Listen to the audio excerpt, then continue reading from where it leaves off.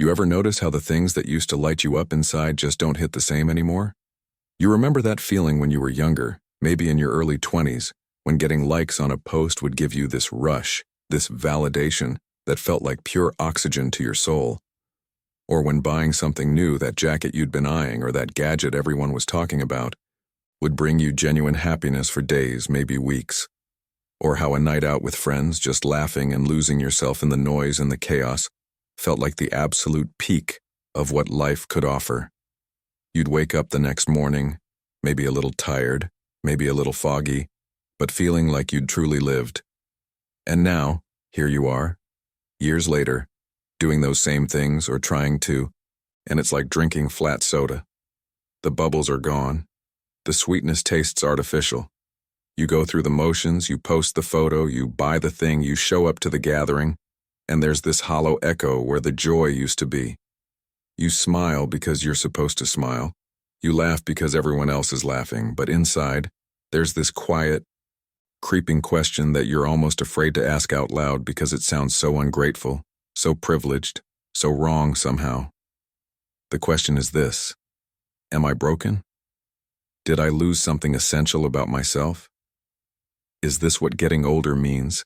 Just watching everything that used to matter slowly drain of color until you're left walking through a world that looks the same but feels completely different.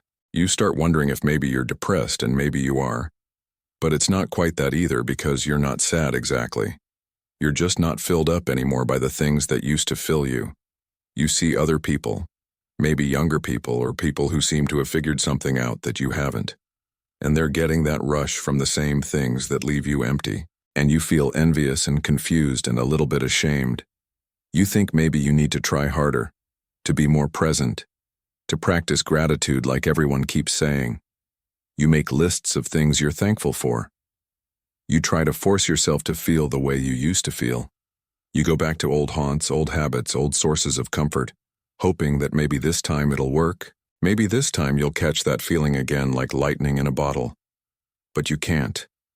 And the more you chase it, the more aware you become of its absence, until you're standing in the middle of your life feeling like a stranger in your own experience, wondering what happened and when exactly the switch flipped and why nobody warned you that growing up would feel less like gaining something and more like losing access to a place you can never return to. You feel guilty for not being happy when you have so much. You feel confused because you thought happiness was about having the right things, the right people, the right circumstances. And you've checked so many of those boxes, so why does it feel like you're failing some test you didn't know you were taking? Here's what Abraham Maslow discovered that changes everything about why you feel this way, and it has nothing to do with you being broken or ungrateful or doing something wrong. Maslow spent decades studying human motivation, and what he found was this: human beings are not static creatures with fixed needs. We are dynamic, evolving systems, and as we develop emotionally and psychologically, our actual needs transform at a fundamental level. The most profound discovery Maslow made, the one that explains exactly why your old sources of joy stop working, wasn't about happiness at all. It was about the architecture of human need itself, and why what satisfies you at one level of development will inevitably fail to satisfy you at the next. And the reason nobody warned you about this is because we live in a culture that pretends all joy is created equal, that pleasure is pleasure, and happiness is happiness, when the truth Maslow uncovered is far more complex and far more liberating. Today, I'm going to show you exactly why your emotional maturity has outgrown your old sources of joy, what that means about where you are in your development as a human being, and most importantly, what actually can fill you now that you've crossed this threshold that you can never uncross. In the early 1950s, Maslow was working with a young man in his late 20s who came to him with almost the exact complaint you might recognize. This man, let's call him David, had everything that his younger self had dreamed about. He had a stable job with a decent income. He had a girlfriend who loved him. He had friends, hobbies, a nice apartment in Brooklyn. By all external measures, David should have been happy. And he had been happy, genuinely so, just a few years earlier when he was first building this life. But now, sitting in Maslow's office, David described a feeling he couldn't quite articulate. He said it was like he was watching his life happen to someone else. The promotion at work that he'd worked so hard for came through, and he felt nothing. His girlfriend suggested they get married, and instead of excitement, he felt a kind of panic that had nothing to do with commitment and everything to do with the sense that he was building a life that looked right, but felt wrong. He described going to parties and feeling like he was performing a role, saying the things he was supposed to say, laughing at the right moments, but internally feeling like he was observing from a distance. He told Maslow, and this is the part that struck Maslow deeply, that he felt like he'd been chasing these things, these markers of success and happiness, his whole life, and now that he had them, he realized he didn't actually want them, or he wanted them, but they didn't do what he thought they would do. They didn't make him feel the way he thought he would feel. Maslow didn't see David as depressed, though David certainly felt a kind of melancholy. What Maslow recognized, and this became central to his entire theory of human motivation, was that David had evolved past one level of need and into another, but he was still trying to satisfy himself with the tools and sources that worked at the previous level. David's basic needs were met. He had safety, financial security, stable housing, and physical health. He had belonging through his relationship and friendships and social connections. He even had esteem, recognition at work, respect from his peers, and a sense that he was doing well by societal standards. But David had touched something else, something Maslow would later identify as the most powerful and most misunderstood human need: the need for self-actualization, the need to become what you are capable of becoming, to express your unique potential, to create meaning that comes from inside rather than from external validation. And here's the critical part that Maslow realized. Once you touch that need, once you become aware of it, even in the vaguest sense, the lower needs stop providing the same satisfaction. It's not that they become unimportant. You still need safety and belonging and esteem, but they stop being enough. They stop being the thing that fills you. And if you don't understand what's happening, if you keep trying to satisfy this new, deeper hunger with the old food, you end up exactly where David was, feeling broken and confused, and like you've lost something essential about who you are. Maslow started documenting this pattern everywhere he looked. He interviewed artists who described how early in their careers, getting recognition, selling a piece, being featured in a gallery, would bring them immense joy.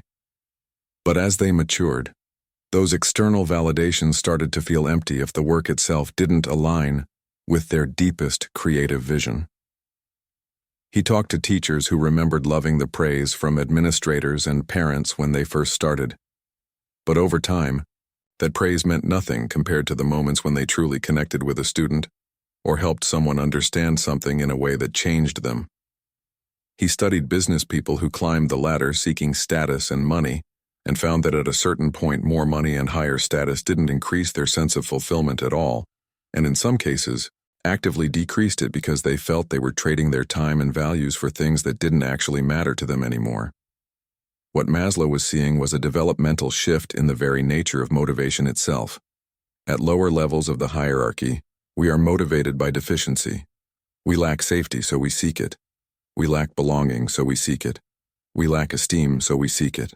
And when we get those things, we feel relief. We feel satisfaction. We feel joy because we have filled a deficit. But once those deficits are filled, once your basic needs are reliably met, your motivation shifts from deficiency motivation to growth motivation. You're no longer driven by what you lack, you're driven by what you could become. And growth motivation requires completely different sources of fulfillment than deficiency motivation. This is why your old sources of joy stop working. The likes on social media, the validation from others, the new purchases, the social status, the external markers of success, all of these are deficiency satisfiers. They work brilliantly when you are operating from a place of needing external validation, needing to feel seen, needing to feel secure in your place in the social hierarchy. But when your emotional maturity develops to the point where those deficiencies are no longer your primary driver, when you have internalized a sense of your own worth and your place in the world, those external satisfiers become like giving water to someone who's not thirsty. It's not that water is bad. It's that it's not what you need. What you need now is something else entirely. And until you identify what that something else is, You will keep feeling this bewildering emptiness no matter how many of the old sources you stack up. Maslow called this the difference between D-love and B-love, deficiency love and being love. D-love is loving someone because they fill a need in you, because they make you feel secure or validated or less alone. B-love is loving someone for who they are, independent of what they provide you. And the same distinction applies to joy. D-joy is joy that comes from filling a deficit. B-joy is joy that comes from growth, from becoming, from expressing your authentic self in the world. And once you've tasted B-joy, D-joy stops working. It's like comparing the satisfaction of eating when you're starving to the satisfaction of tasting something beautiful when you're already full. The quality of the experience is entirely different. Maslow spent years working with David, and what emerged from their sessions became one of the foundational case studies in humanistic psychology. David had to go through a complete reorientation of what he was looking for in life. It wasn't about abandoning his job or his relationship or his friends. It was about fundamentally shifting where he looked for meaning. David had always been interested in urban planning, but he'd taken a job in corporate real estate because it paid well and seemed practical. In his sessions with Maslow, David started to admit that he felt his work was meaningless, not because it was beneath him, but because it didn't connect to anything he actually cared about. He was helping rich people get richer by optimizing property values, and while that was fine, it wasn't what made him feel alive. What made him feel alive, he realized, was thinking about how cities could be designed to bring people together, to create community, to solve problems of isolation and inequality. That was the thing he would read about late at night, the thing he would talk about passionately when he'd had a few drinks and his guard was down, but he'd never taken it seriously because it seemed impractical and unrealistic, and not what adults with responsibilities did. Maslow challenged him on this, not recklessly. Maslow wasn't advocating that David quit his job and pursue some fantasy, but Maslow asked David to consider what it would mean to start orienting his life, even in small ways, toward the thing that actually called to him rather than the thing that looked good on paper. Over the course of 2 years, David made a series of small shifts. He started volunteering with a nonprofit that worked on affordable housing projects. He began writing articles about urban design, not for publication at first, just for himself to clarify his thinking. He had conversations with his girlfriend, who became his wife, about what kind of life they actually wanted to build together rather than the life they thought they were supposed to build. And something remarkable happened. David's depression didn't magically disappear, but the quality of his emotional experience changed. He started to feel engaged again, present, like his life was his own. The things that used to bring him joy, the approval from his boss, the nice dinners out, the vacations, those things were still pleasant, but they were no longer the point. The point became the work he was doing that aligned with his values, the feeling of contributing to something larger than himself, the sense that he was developing his potential rather than just maintaining his position. And this, Maslow noted, was the key marker of someone transitioning from deficiency motivation to growth motivation. David was no longer asking, "Am I safe? Am I loved? Am I respected?" He was asking, "Am I becoming who I am capable of becoming?" And that question, once it becomes your primary driver, changes everything about what satisfies you. Now, here's where I want to pause and ask you something directly, because if you're still with me, I'm guessing some part of David's story is resonating with your own experience. Think about the last time you felt truly alive, not just happy or pleased or entertained, but deeply alive, like every part of you was engaged and present and you lost track of time because you were so absorbed in what you were doing. When was that? What were you doing? And here's the more important question. How long has it been since you felt that way? If it's been a while, if you're struggling to remember the last time you felt that deep engagement, I want you to know you're not alone in this. Most people at this stage of development feel exactly what you're feeling, this sense of being disconnected from their own joy because they're still trying to find it in the places that used to work. Drop a comment right now and just write this. I'm searching for what lights me up again. That's it. Just that sentence.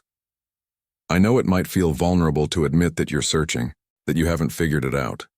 that you're in this in-between place where the old sources don't work and the new sources aren't clear yet. But here's what I want you to understand.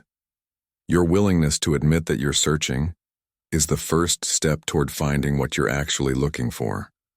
And when you write that comment, you're not just helping yourself, you're helping every other person who reads it and thinks, oh, thank God, I'm not the only one.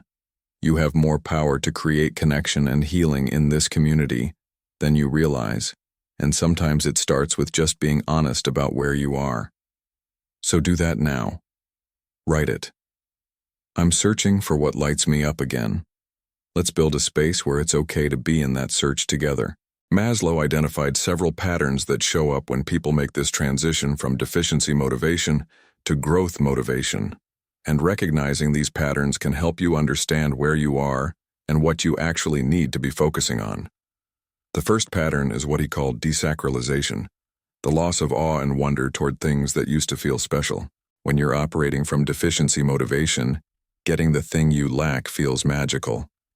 Getting into the relationship when you've been lonely, landing the job when you've been struggling, buying the car you've been dreaming about.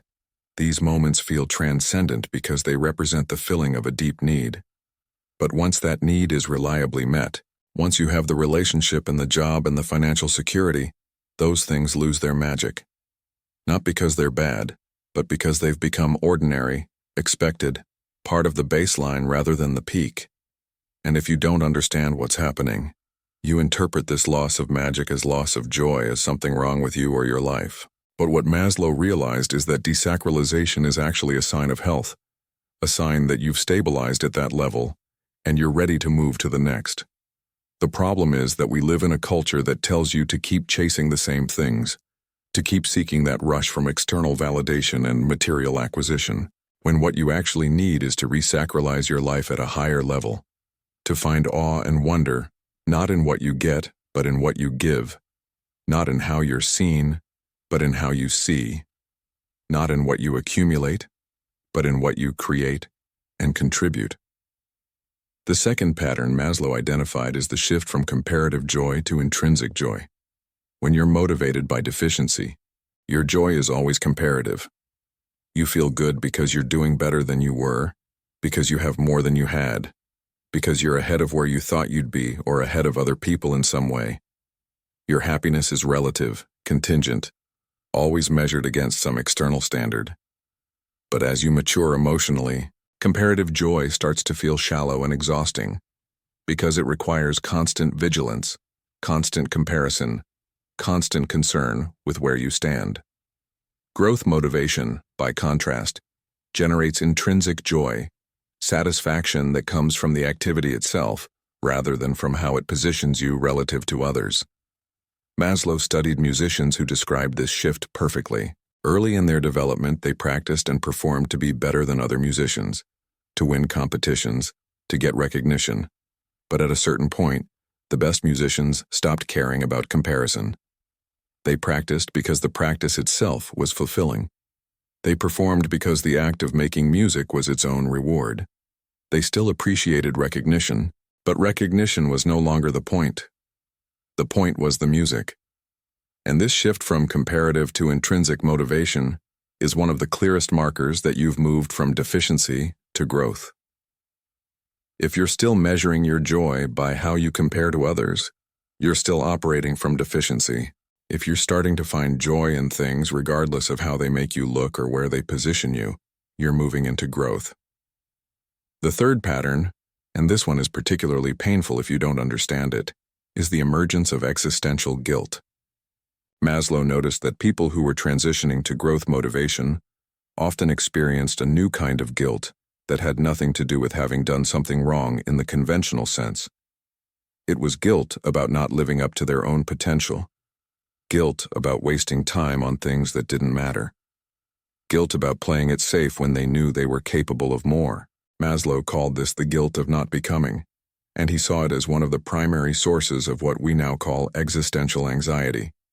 You feel it as a low-grade sense that you're not doing what you're supposed to be doing, not in terms of social expectations, but in terms of your own deepest sense of purpose. You might be succeeding by every external measure, checking all the boxes, doing everything right, and still feel this nagging sense that you're off track.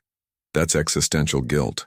And the reason your old sources of joy stop working when existential guilt kicks in is because those old sources don't address the guilt.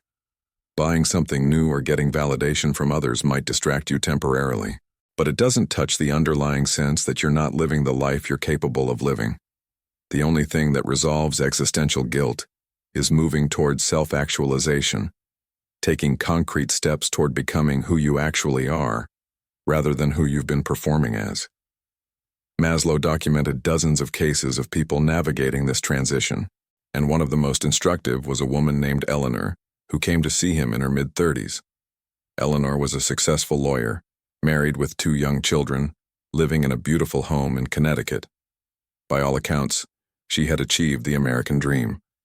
But Eleanor was miserable and she couldn't explain why, which made her feel even worse because she knew how privileged she was and how ungrateful she must seem. She described her life as a series of obligations that she performed competently but joylessly. She was good at her job, but she didn't care about it. She loved her children, but she felt suffocated by the constant demands of motherhood. She appreciated her husband, but their relationship had become transactional, a division of labor rather than a partnership. She went through her days feeling like she was playing a part in someone else's script, and the things that used to bring her happiness, shopping with friends, going to nice restaurants, taking family vacations, felt like empty rituals that she participated in because it was expected, but that left her feeling more alone and disconnected than before. Eleanor was experiencing what Maslow would later describe as the self-actualization crisis, the moment when someone realizes that they have built a life that meets all their deficiency needs but doesn't address their growth needs at all. And the tragedy, Maslow noted, was that Eleanor felt she had no right to complain, no right to want something different because by societal standards, she had everything anyone could want. What emerged in Eleanor's work with Maslow was that she had completely lost touch with what she actually wanted, independent of what she was supposed to want. She had made every major life decision based on external expectations and practical considerations. She became a lawyer because it was prestigious and lucrative, not because she loved the law. She got married when she did because it seemed like the right time and he was a good man, not because she felt a deep connection. She had children because that's what you do after you get married, not because she felt called to motherhood. And none of these decisions were wrong exactly, but they were all made from the outside in rather than the inside out.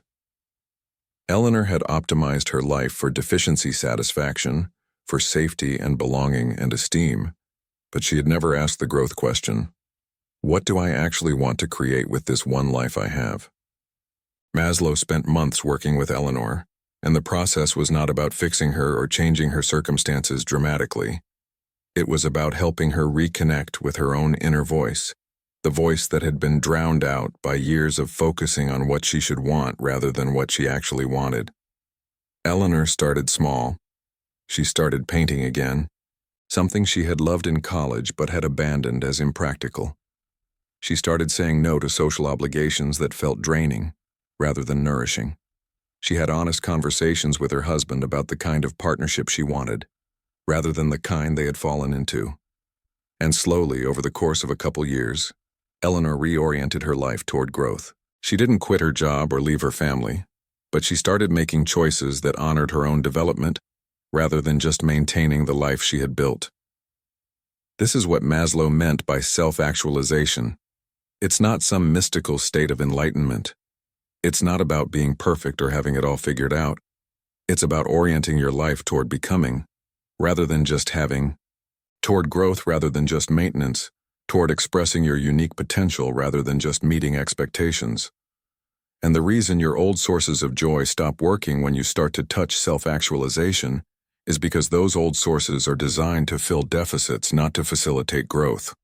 You cannot self-actualize through external validation. You cannot become who you're capable of becoming by accumulating more things or achieving higher status. Those things are not bad, but they're not the answer to the hunger you're feeling now. The hunger you're feeling now is the hunger to create something meaningful, to express something authentic, to contribute something valuable, to develop capacities that are uniquely yours. And that hunger can only be satisfied by growth, by learning, by creating, by risking, by stepping into the discomfort of becoming rather than staying in the comfort of having. Maslow also identified what he called the Jonah complex, the fear of one's own greatness, and this became central to understanding why so many people get stuck at this transition point between deficiency and growth motivation. The Jonah complex is the tendency to run away from your own potential, to sabotage yourself, to stay small, to keep pursuing the things that don't really fulfill you, rather than stepping into the things that would require you to grow. And the reason people do this, Maslow discovered, is because growth is genuinely scary. When you're pursuing deficiency satisfaction, you know what you're chasing. You're chasing safety, love, respect, and those are concrete, understandable, socially validated goals. But when you start pursuing self-actualization, you're stepping into territory that's much less clear. You don't know if you'll succeed. You don't know if others will understand or approve. You don't know if you're capable of becoming what you sense you could become. And that uncertainty, that vulnerability, that risk of failure or rejection or discovering that you're not who you hoped you were, all of that is terrifying in a way that makes it very tempting to just stay where you are, to keep chasing the old sources of joy even though they don't work anymore, because at least they're familiar. The Jonah complex is why so many people feel stuck, knowing that what they're doing isn't fulfilling them, but feeling paralyzed to do anything different. Maslow saw the Jonah complex in almost everyone he worked with who was at this transition point, and he saw it in himself. He wrote about his own resistance to writing the books he knew he needed to write, his own tendency to busy himself with smaller, safer projects rather than tackle the big ideas that truly mattered to him. And what he learned was that the only way through the Jonah complex is through it. You cannot think your way out of the fear of your own greatness. You have to act your way out. You have to take small steps toward the thing that calls to you, even when you're terrified, even when you don't know if it will work, even when everyone around you thinks you're crazy for wanting something different than what you already have. And this is where emotional maturity becomes crucial, because emotional maturity is what allows you to tolerate the discomfort of growth, to sit with uncertainty, to act in alignment with your values even when it's scary, to trust yourself enough to follow your own path rather than the path that's been laid out for you. Your old sources of joy stop working precisely because they require no growth. They're comfortable, they're safe, and you've reached a point in your development where comfort and safety are no longer sufficient. You need challenge. You need meaning. You need the deep satisfaction that comes from stretching yourself towards something that matters to you. The fourth pattern Maslow identified is the shift from peak experiences to plateau experiences. Early in life, joy tends to come in peaks, intense moments of happiness or excitement or pleasure that stand out against a baseline of ordinary experience. You chase those peaks, those highs, those moments when everything feels perfect and alive and right. But as you mature emotionally and move toward self-actualization, Maslow found that joy shifts from peak experiences to plateau experiences. Plateau experiences are sustained states of serenity, engagement, and fulfillment that don't have the intensity of peaks but have much greater depth and stability. It's the difference between the rush of falling in love and the deep contentment of being in a mature, committed partnership. It's the difference between the excitement of starting a new project and the quiet satisfaction of doing meaningful work day after day. Plateau experiences don't photograph well. They don't make good stories at parties. But they represent a kind of fulfillment that's infinitely more sustainable and ultimately more satisfying than the roller coaster of peaks and valleys. And if you're still looking for peaks, if you're still measuring your joy by intensity rather than depth, you're going to keep feeling disappointed because your nervous system has matured past the point where intense stimulation is what you need. What you need now is depth, meaning, connection to something larger than yourself. You need the plateau. So what actually fills you at this stage of development? What brings joy when you've outgrown the old sources? Maslow identified several characteristics of self-actualizing people that point to the answer. First, self-actualizing people are engaged in a cause outside themselves. They've found something they care about that's larger than their own comfort or status, and they've oriented their life around contributing to that cause. It might be raising children with intention, creating art that matters, solving problems in their community, advancing knowledge in their field, helping others grow, building something of value. The specific content doesn't matter as much as the fact that it's intrinsically meaningful to them, and it requires them to grow to do it well. Second, they have deep, authentic relationships rather than many superficial ones.